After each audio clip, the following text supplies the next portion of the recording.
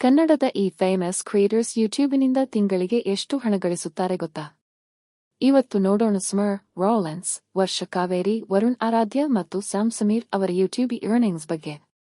ಮೊದಲಿಗೆ ಸ್ಮರ್ ಅವರ ಚಾನೆಲ್ಗೆ ಸುಮಾರು 5.5 ಲಕ್ಷಕ್ಕೂ ಹೆಚ್ಚು ಸಬ್ಸ್ಕ್ರೈಬರ್ಸ್ ಮತ್ತು ಕೋಟ್ಯಾಂತರ ವ್ಯೂಸ್ ಇವೆ. ಥರ್ಡ್ ಪಾರ್ಟಿ ಅನಾಲಿಟಿಕ್ಸ್ ಪ್ರಕಾರ ಸ್ಮರ್ ಅವರ ಯೂಟ್ಯೂಬ್ ಅಡ್ಸೆನ್ಸ್ ಅರ್ನಿಂಗ್ ಸುಮಾರು ತಿಂಗಳಿಗೆ $2.000 ಎಂದು ಎಸ್ಟಿಮೇಟ್ ಮಾಡಲಾಗಿದೆ. ಅಂದರೆ ಭಾರತೀಯ ರೂಪಾಯಿಯಲ್ಲಿ ಸುಮಾರು 1.7 ಲಕ್ಷ. ಆದರೆ ಇದು ಅಫಿಷಿಯಲ್ ಇನ್ಕಮ್ ಅಲ್ಲ, ಎಸ್ಟಿಮೇಟ್ ಮಾತ್ರ. ಇನ್ನು ರಾಲೆನ್ಸ್ ಅವರು ಸೋಷಿಯಲ್ ಮೀಡಿಯಾನಲ್ಲಿ ಸಾಕಷ್ಟು ಜನಪ್ರಿಯ ಕ್ರಿಯೇಟರ್. ಆದರೆ ಅವರ ಯೂಟ್ಯೂಬ್ ಚಾನೆಲ್ಗೆ ಸಂಬಂಧಿಸಿದಂತೆ ವಿಶ್ವಾಸಾರ್ಹ ಕರೆಂಟ್ ಮಂತ್ಲಿ ಅರ್ನಿಂಗ್ ಫಿಗ್ಯೂರ್ ನಮಗೆ ಸಿಗಲಿಲ್ಲ. ಹಾಗಾಗಿ ಇಲ್ಲಿ ಯಾವುದೇ ಫೇಕ್ ಅಮೌಂಟ್ ಹೇಳುವುದಕ್ಕಿಂತ ಅವರ actual YouTube income publicly confirmed ಆಗಿಲ್ಲ ಎಂದು ಹೇಳುವುದು ಸರಿಯಾದ ಮಾಹಿತಿ. ಮೂರನೆಯವರು ವರ್ಷ ಕಾವೇರಿ ಅವರಿಗೆ ಸುಮಾರು 14 ಲಕ್ಷ ಸಬ್ಸ್ಕ್ರೈಬರ್ಸ್ ಮತ್ತು 17 ಕೋಟಿಗೂ ಹೆಚ್ಚು ಟೋಟಲ್ ವ್ಯೂಸ್ ಇವೆ.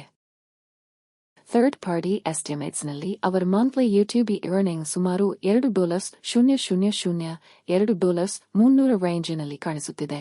ಅಂದಾಜು $1.7 ರಿಂದ $2 ಲಕ್ಷದವರೆಗೆ. ಆದರೆ ವ್ಯೂಸ್ ಮತ್ತು ಆಡ್ ರೇಟ್ಸ್ ಬದಲಾದಂತೆ ಅರ್ನಿಂಗ್ ಕೂಡ ತುಂಬಾ ಬದಲಾಗಬಹುದು.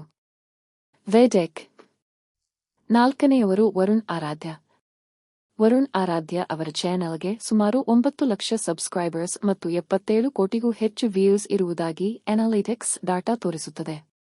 ಕೆಲವು ಥರ್ಡ್ ಪಾರ್ಟಿ ಎಸ್ಟಿಮೇಟ್ಸ್ ಅವರ ಮಂತ್ಲಿ ರೆವೆನ್ಯೂ ಅನ್ನು $42,000 ರಿಂದ $120,000 ರೇಂಜಿನಲ್ಲಿ ತೋರಿಸುತ್ತವೆ. ಆದರೆ ಇದು ತುಂಬಾ ದೊಡ್ಡ ಎಸ್ಟಿಮೇಟ್ ಆಗಿದ್ದು ಇದನ್ನು ಅಫಿಷಿಯಲ್ ಅರ್ನಿಂಗ್ ಎಂದು ಪರಿಗಣಿಸಬಾರದು. Social cans. ಕೊನೆಯದಾಗಿ ಸ್ಯಾಮ್ ಸಮೀರ್ ಅವರ ಯೂಟ್ಯೂಬ್ ಕಾಂಟೆಂಟ್ಗೆ ಕೂಡ ದೊಡ್ಡ ಆಡಿಯನ್ಸ್ ಇದೆ. ಅವರ ಒಂದು ವಿಡಿಯೋಗೆ ಸುಮಾರು 9.9 ಲಕ್ಷ ವ್ಯೂಸ್ ಬಂದಿದ್ದು, ಥರ್ಡ್ ಪಾರ್ಟಿ ಎಸ್ಟಿಮೇಟ್ ಆ ವಿಡಿಯೋನ ಟೋಟಲ್ ಆಡ್ ರೆವೆನ್ಯೂ ಅನ್ನು ಸುಮಾರು $696, $1,980 ಎಂದು ಅಂದಾಜಿಸಿದೆ. ಆದರೆ ಒಂದು ವಿಡಿಯೋನ ಅರ್ನಿಂಗ್ ನೋಡಿ ಮಂತ್ಲಿ ಇನ್ಕಮ್ ನಿರ್ಧರಿಸಲು ಸಾಧ್ಯವಿಲ್ಲ. Social cans. ಅಂದಹಾಗೆ ಸ್ನೇಹಿತರೆ, ಯೂಟ್ಯೂಬಿನಲ್ಲಿ ಸಬ್ಸ್ಕ್ರೈಬರ್ಸ್ ಎಷ್ಟು ಅನ್ನೋದಕ್ಕಿಂತ monthly views, watch time, audience location, ಸ್ಪಮ್ ಮತ್ತು ಸ್ಪಾನ್ಸರ್ಶಿಪ್ಸ್ ಇವೆಲ್ಲವೂ ಅರ್ನಿಂಗ್ ಮೇಲೆ ಪರಿಣಾಮ ಬೀರುತ್ತವೆ.